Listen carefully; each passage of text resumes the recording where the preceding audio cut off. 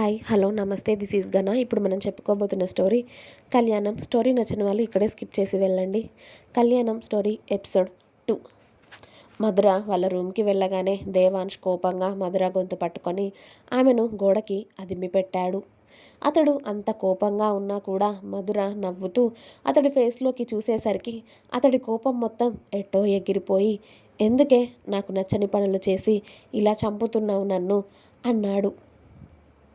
నేను చేసిన పని నాకు తప్పు అనిపించట్లేదండి అంది మధుర. ఎందుకు అనిపిస్తుంది? ఆల్రెడీ సూసైడ్ అటెంప్ట్ చేసి మరి మా అందరి చేత ఈ పని చేయించావు కదా. అబ్బా, జరిగిపోయిన వాటి గురించి ఎందుకు మాట్లాడుతున్నారు? జరగాల్సిన వాటి గురించి చూడండి.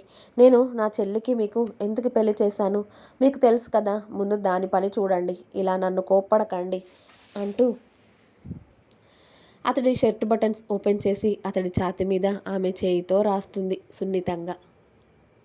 ఆమె చేసేవన్నీ చూస్తూ, ఇక నుండి నీ చెల్లి కూడా నాతో ఇలానే ఉంటుంది తెలుసా నీకు? అది చూసి తట్టుకోగలవా నువ్వు అని అడిగాడు దేవ.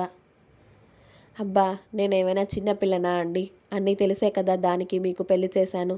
మళ్ళీ నాకేదో ఏమీ తెలియనట్టు మాట్లాడతారు. అవసరమైతే మీ మధ్యలో నుండి నేనే తప్పుకుంటాను. ఇంట్లో కూడా ఉండను. పిచ్చి పిచ్చిగా వాగావంటే పళ్ళు రాలుతాయి, అర్థమవుతుందా?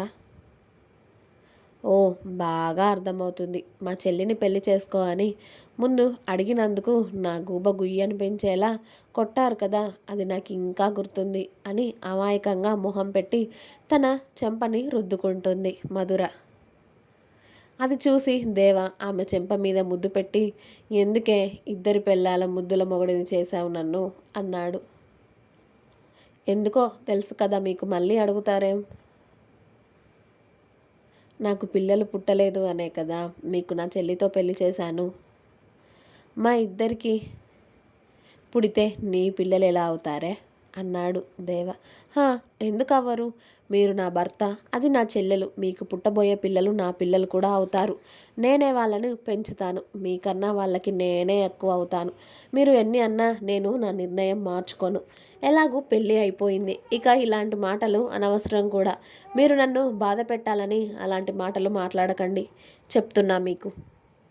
నాకు పిల్లలు కావాలి, అది ముఖ్యం అంతే. మీరేమైనా చేసుకోండి, ఎలా అయినా తిరగండి. నేను మీ మధ్యలోకి అడ్డు రాను, ఎలాంటి బాధ కూడా పడను. నాకు కావాల్సింది మాత్రం పిల్లలు, వాళ్ళతో అమ్మ అని పిలిపించుకునే పిలుపు, అంతే. ఇందులో నేను బాధపడడానికి ఏమీ లేదు, ఏడవడానికి కూడా ఏమీ లేదు. కాబట్టి మీరు ఆ పిల్లలు కనే ప్రోగ్రాం ఏదో త్వరగా మొదలు పెడితే బాగుంటుంది అంది. ఎందుకు ఇంత మొండిగా తయారయ్యావే? ఇప్పుడు బాగానే ఉంటుంది నీకు. పోను పోను తెలుస్తుంది. నీ చెల్లి నాతో ఒకే రూమ్లో నాతో ఉన్నప్పుడు అప్పుడు అర్థమవుతుంది నువ్వు చేసిన తప్పేంటో నీకు అన్నాడు దేవ కోపంగా. చెప్పాను కదా నాకు అలాంటి పట్టింపులేవీ లేవు అని. మీరు నాకు అవన్నీ గుర్తు చేయాల్సిన అవసరం కూడా లేదు. నేను మీతో అవన్నీ దాటుకునే వచ్చిన దాన్ని. దానికి కూడా తెలుసు మీతో మొదటిగా శరీరం పంచుకుంది నేనే అని.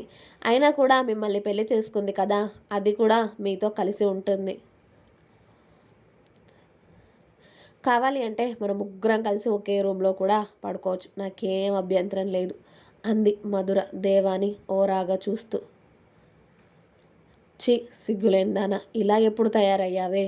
ఇంతకుముందు బాగానే ఉండి సచ్చేదానివి కదా, ఈ మధ్యలో ఏం రోగం వచ్చిందని నీకు అని అతడి ఛాతిపై తిరుగుతున్న ఆమె చేతిని విసిరికొట్టి షర్ట్ విప్పేసి ఫ్రెష్ అవ్వడానికి వెళ్ళాడు దేవ అతడికి చిరాకుగా ఉండడంతో. లేకపోతే నాతోనే ఆటలా? నేను అనుకున్నది సాధించాను, ఇక మిగిలింది మీకు పిల్లలు పుట్టడమే, వాళ్ళతో నేను అమ్మ అని పిలిపించుకోవడమే. మళ్ళీ మధ్యలో ఈ మాటలన్నీ ఎందుకు అని తన జడని వెనక్కి వేసుకొని స్టైల్గా నడుచుకుంటూ వెళ్ళి బెడ్ మీద వాలింది మధుర. ఇక్కడ శిరీష గారు, రమణ గారు పెద్ద కూతురు చేసిన తిక్క పనికి ఇప్పుడు చిన్న కూతురు గురించి భయం పట్టుకుంది వాళ్ళకి. వాళ్ళిద్దరూ త్రిపుర రూమ్కి వెళ్ళి కూర్చున్నారు. త్రిపుర హాయిగా నిద్రపోతూ ఉంది. త్రిపురది మొన్నే చదువు పూర్తయింది. పెద్ద కూతురు పెళ్ళైపోయింది కదా, ఇక చిన్న కూతురికి కూడా మంచి సంబంధం చూసి పెళ్లి చేయాలి అని అనుకున్నారు. కానీ ఇంతలోనే మధుర ఇంత రచ్చ చేసి వాళ్ళ ఆయనకే చెల్లిని ఇచ్చి చెల్లి పెళ్ళి చేసేసింది. ఇప్పటికే వాళ్ళ కూతుర్ల గురించి చుట్టుపక్కల వాళ్ళు తల ఓ మాట అంటుంటే తల ఎత్తుకోలేకపోతున్నారు మధుర చేసిన పని వల్ల. చిన్న అమ్మాయికి ఏమైంది అని పెద్ద అల్లుడికే ఇచ్చి పెళ్లి చేస్తున్నారు అంటూ ఇక చుట్టుపక్కల వాళ్ళు అంటుంటే ఏం సమాధానం ఇవ్వాలో తెలియడం లేదు. కానీ మధుర ఊరుకునే రకం కాదు కదా. నాకు పిల్లలు కావట్లేదు, అందుకే నా చెల్లిని ఇచ్చి పెళ్లి చేశాను మా ఆయనకి అని ఊరంతా డప్పు కొట్టుకుంటూ చెప్పింది. అసలు ఇప్పుడు బాధంతా త్రిపుర గురించే. త్రిపుర మధురతో దేవతో సర్దుకోగలుగుతుందా, ఇద్దరు ఒకే అబ్బాయితో ఎలా ఉంటారో ఏంటో అని బాధపడుతున్నారు శిరీష రమణ గారు. దేవ ఫ్రెష్ అయ్యి వచ్చేవరకు మధుర నిద్రపోతూ కనిపించింది.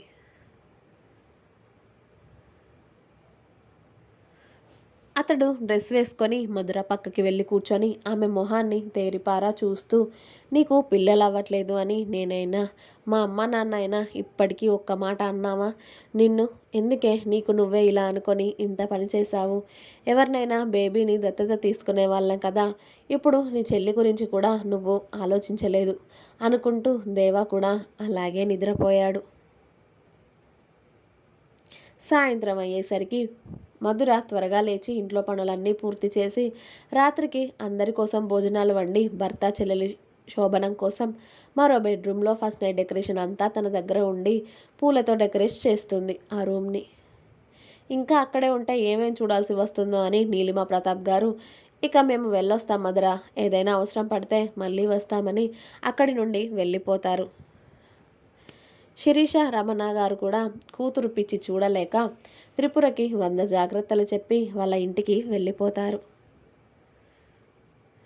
రూమ్ అంతా డెకరేషన్ చేసి వచ్చి, త్రిపుర ఏంటే నువ్వు ఇంకా అలానే ఉన్నావు, పద పద నిన్ను రెడీ చేస్తాను అని చెల్లిని వాష్రూమ్కి లాక్కెళ్ళి చీర నగలు అన్నీ తీసేసి తలలో ఉన్న జిడ్డంతా పోయేలా షాంపూ పెట్టి కడిగి, ఇక నువ్వు ఫ్రెష్ అయి రావే అని తను బయటికి వచ్చి దేవాని కూడా నిద్రలేపుతుంది. ఏంటే నీ గోల అని అరిచాడు దేవ అతడికి నిద్ర సరిపోకపోవడంతో. అబ్బా ఈ వేళలో నిద్రపోతారేంటి, లేవండి, ఇవాళ రాత్రికి మీకు త్రిపురకి శోభనం అని దేవాకి పెద్ద షాక్ ఇచ్చింది మధుర. ఏంటే నువ్వు మాట్లాడేది అన్నాడు దేవ అయోమయంగా బెడ్ మీద లేచి కూర్చుని. ఏంటి ఆల్రెడీ ఓసారి పెళ్లి చేసుకుని నాతో కాపురం కూడా చేశారు. పెళ్లి తర్వాత జరిగేదేంటో మీకు తెలియదా? మళ్ళీ ఏమీ తెలియని వాళ్ళలా అలా అడుగుతున్నారు. లేవండి, ముందు లేచి మీరు ఫ్రెష్ అవ్వండి అంటూ దేవాని వాష్రూమ్లోకి తోసి మిగిలిన పనులు చూస్తూ ఉంటుంది మధుర. దేవుడా, దీని పిచ్చిని ఎప్పుడు తగ్గిస్తావయ్యా అనుకుంటూ దేవా కక్కలేక మింగలేక ఫ్రెష్ అయి వచ్చి మధుర ముందు కూర్చున్నాడు. ఇంకేం చేయాలో చెప్పవే అని కోపంగా. అబ్బో, మా ఆయనగారికి కోపం బాగానే వస్తుందే అంటూ దేవా బుగ్గలు లాగి, ఇప్పుడే ఇంకా ఏమీ కాదులేండి, మీరు భోజనం చేసి రెడీ అవ్వాలి, పదండి అంటూ దేవాని డైనింగ్ టేబుల్ దగ్గరికి లాక్కెళ్ళింది. ఇక్కడ త్రిపుర కూడా ఫ్రెష్ అయ్యి నార్మల్ డ్రెస్ వేసుకొని బెడ్ మీద కూర్చుంది. మధుర వచ్చి త్రిపురని కూడా భోజనం చేద్దాం రావే అని భర్తని చెల్లెల్ని డైనింగ్ టేబుల్ దగ్గర కూర్చోబెట్టి ఇద్దరికీ వడ్డించింది. ఇంకా ఉంది. నా స్టోరీ నచ్చినట్టయితే ప్లీజ్ లైక్ చేయండి, షేర్ చేయండి, సబ్స్క్రైబ్ చేసుకోవడం మాత్రం మర్చిపోద్దు. ప్లీజ్ సబ్స్క్రైబ్ మై ఛానల్ గనా స్టోరీస్ వరల్డ్. నచ్చని వాళ్ళు స్కిప్ చేయండి. Thanks for watching my video. Bye.